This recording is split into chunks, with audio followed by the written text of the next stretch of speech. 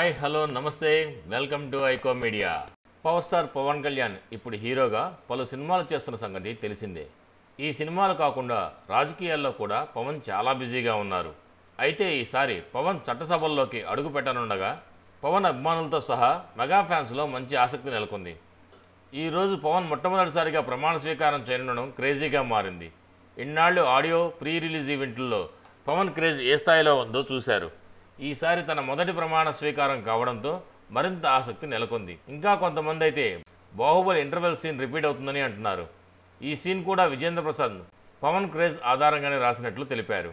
అయితే ఈ వేడుకకి చిరు రామ్ చరణ్లు కూడా వెళ్తున్న సంగతి తెలిసిందే.